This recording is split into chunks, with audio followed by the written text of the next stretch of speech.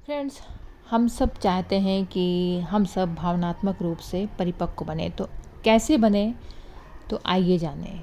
पहला, अपने प्रति धैर्य करुणा बनाए रखें। जब हम किसी कठिन भावना पर नियंत्रण पाने में सफलता हासिल करते हैं तो उत्साह और गर्व महसूस करते हैं। जब हम पीछे हटते हैं या पुरानी आदतों में लौटते हैं तो निराशा होती है।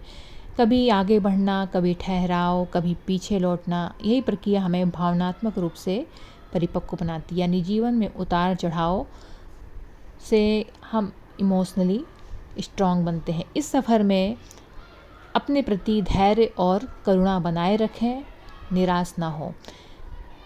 सच्ची शक्ति दूसरों को भी मजबूत बनाती है। सच्ची ताकत दूसरों को भी मजबूत बनाती है। अगर किसी की ताकत दूसरों को कमज़ोर महसूस कराए तो वह ताकत नहीं, दबदबा है। दबदबा कभी सच्ची शक्ति नहीं होता।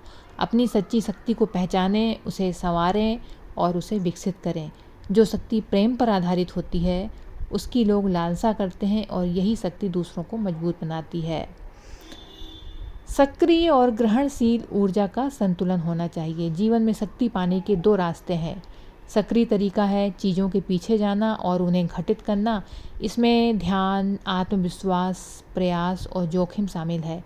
ग्रहणशील तरीका है चीज़ों को आकर्षित करना और उन्हें होने देना। इसमें खुलापन, भरोसा, प्रतीक्षा और स्वीकृति शामिल है। सच्चा संतुलन इन दोनों ऊर्जाओं के मेल में है।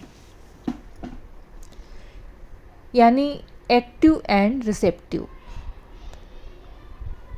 और चौथा है गेटिंग अवे फ्रॉम कंपैरिजन। तुलना नहीं करें, अपनी विशिष्टता को पहचानें।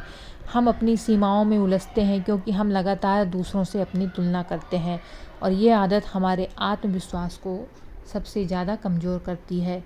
हम हर वक्त यह देख रहे होते हैं कि कोई हमसे बेहतर तो नहीं, और जब लगता है कि हम टूट जाते हैं।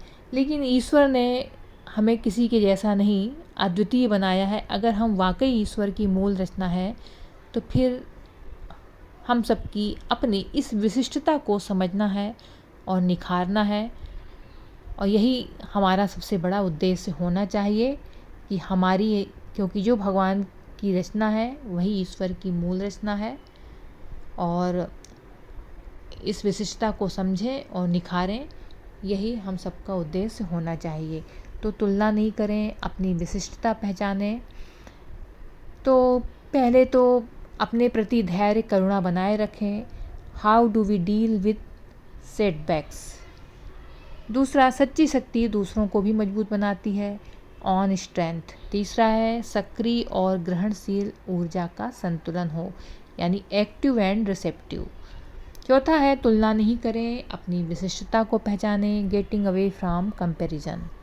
तो हमें भावनात्मक रूप से परिपक्व बनना है और ये सब टिप्स को अपनाएं और इमोशनली स्ट्रांग बने।